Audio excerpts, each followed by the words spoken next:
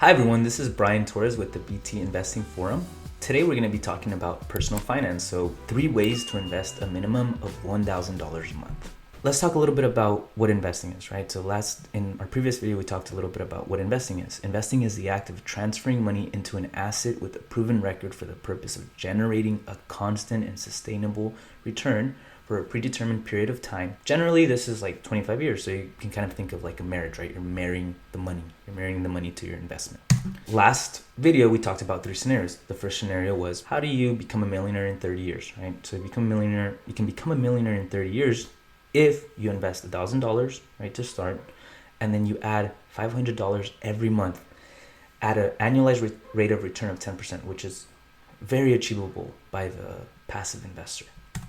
The second scenario was, you invest, how do you become a millionaire in 15 years? And to become a millionaire in 15 years, you have to start out with $10,000 and then add an additional $2,600 every month, right, with an annualized rate of return of 10%. The third scenario is same thing, but now we're looking to become a millionaire in 10 years. So in 10 years, how do you become a millionaire in 10 years?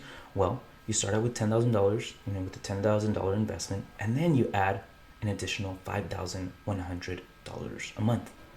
Now, a lot of you that watch this were probably like, well, how do I invest $500 a month? I mean, right now I'm only have $100 to spare, and that's, on a good month. Well, today we're going to be talking about 3 ways to cut down your expenses and increase your monthly income in order to be able to invest a minimum of $1,000 per month. Numero uno, work an extra job, right? If you have a full-time job already, get a part-time evening job, and vice versa. If you have a, evening full-time job, then get a morning part-time job. This, and we're talking about $12 an hour here. We're not talking about someone that's making $25, $30, $50 an hour. We're talking about the average individual, right? Making $12 an hour, working 40 hours a week. The average individual, after 1 month will make around $1,920, right? Pre-tax. If you add a part-time to this, right? If the individual adds a part-time to this, then now they're working, 4 hours a day times 5 days a week.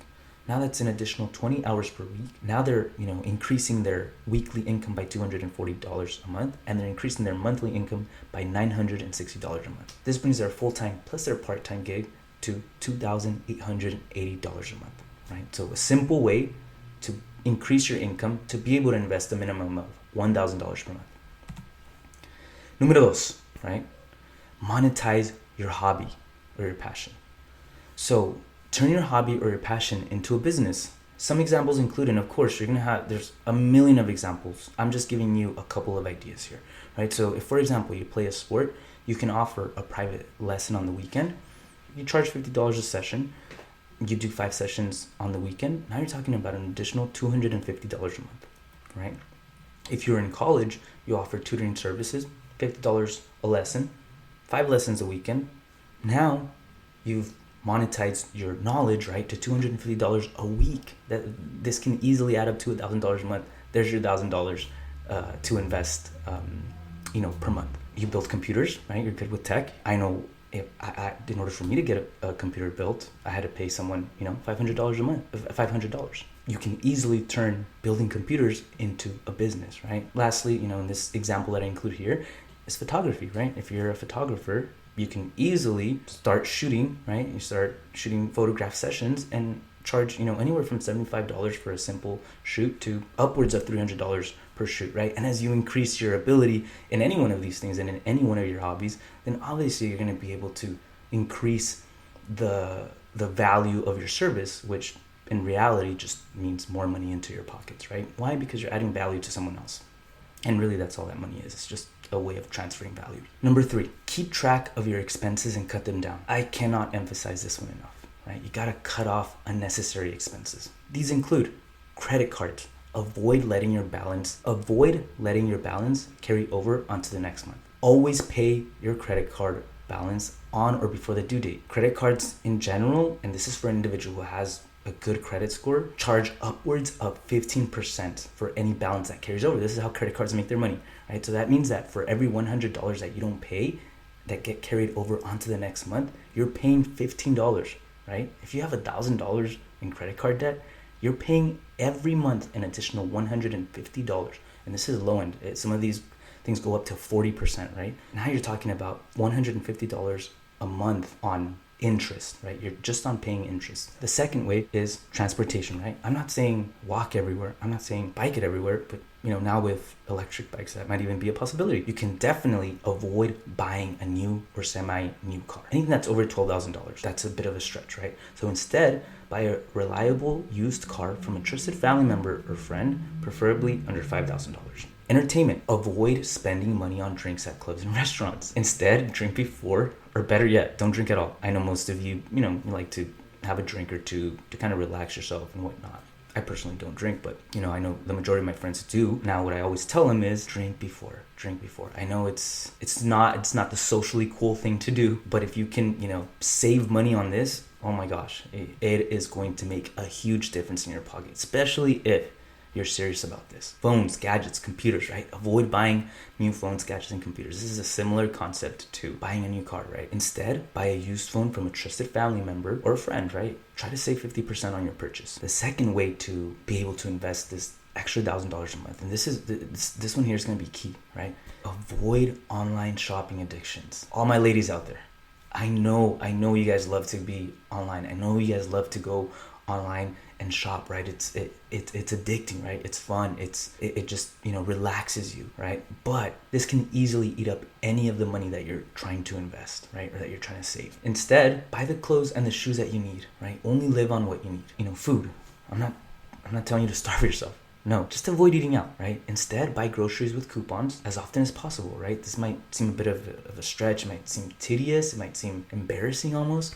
But I guarantee you that you are going to save a considerable amount of money just on coupons, okay? Buy high nutrient, low cost food items and cook it yourself. This is something that not only will your pockets thank you, but your future self will thank you so much. Why? Because you're going to be feeding yourself something good. This means that your health is going to be prolonged. This means when you're 60, 70 years old, you're going to live a much better and healthier life because remember, you are what you eat. I know this is investing, but hey, this is also important. Invest in yourself. Rent money, right? Avoid living in high cost areas, luxury apartments, or alone, right? So instead, try finding low cost apartment. Share a room with a friend or a family member if possible in order to cut down your rent expense by 50%. Now, let's take a look at Clueless Caren and Smart Est Eva. So Clueless Caren is 27. She's single. She makes $10,000 a month pre-tax, but doesn't follow the BTF, nor does she apply any suggestions mentioned herein. She pays $300 a month on interest for her credit cards. She drives the latest BMW model and pays $800 a month on payments, plus an additional $400 a month on car insurance. She goes out every weekend and buys drinks for her and her friends. That's an additional $800 a month. She constantly updates the newest iPhone, iWatch, really anything she can get her hands on. That's nice, fun, and techy. She, on average, spends $200 a month. Caren loves new trends and is constantly buying new clothes, new shoes, and she only wears these items a few times. She spends on average $750 a month. Caren loves to go on expensive vacations and weekend getaway trips. Spends on average $500 a month. Caren eats out every day because she doesn't like cooking. That's an additional $1,200 a month. And it's very unhealthy. Caren lives in a high-end luxury apartment in the inner city with a friend, so she does save some money, but she's still paying $2,500 a month. Her total expenses amount to $7,450 per month. Clueless Caren does not have an individual retirement account set up and pays approximately $23,000 in taxes every year. This brings her post-tax monthly income to about $8,000. After taxes and expenses, Clueless Caren only saves about $550 a month. She doesn't care to invest. Instead, she puts the extra $550 into the bank for whenever she needs it. Eva, on the other hand, is 22 years old, follows the BTIF, works a full-time job, a part-time job, and has begun monetizing her hobby.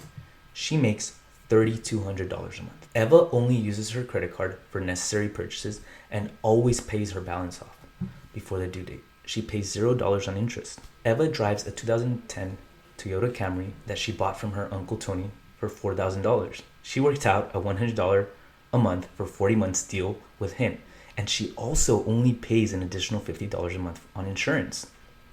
Eva only goes out on weekends for special occasions such as her best friend's birthday or her own birthday, and she spends about $100 a month, right, give or take. Eva has an iPhone 7 that she bought from her aunt for $250. Her phone bill is only $50 a month. Eva loves thrift shopping for clothes. She spends about $150 a month on clothes and shoes. Eva only goes on vacation once or twice a year.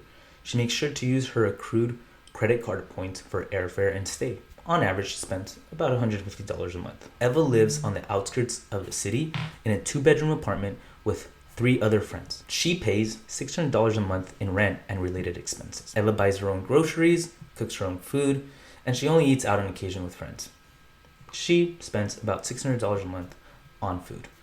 In total, she spends $1,800 a month. Now let's take a look at Eva's situation as a whole. In order to reduce her taxable yearly income from $38,400 to $32,400, Eva invests $500 a month into an individual retirement account. Her monthly income before taxes, but post individual retirement account contributions, is $2,700. After taxes, her monthly income is $2,400.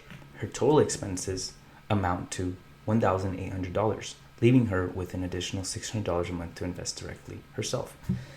This brings her total monthly investment to $1,100 per month. At an annualized rate of return of 10%, Eva can expect to be a millionaire at 45 years old. Her initial investment would be of $1,100, right? And then her additional contributions would be $1,100 every month. At a 10% rate of return, she would expect to become a millionaire after 23 years. She's currently 22, so 22 plus 23, she's going to be a millionaire at 45. Less Caren, on the other hand, should like, follow, and subscribe to the BT Investing Forum. Thank you for watching. Until next time.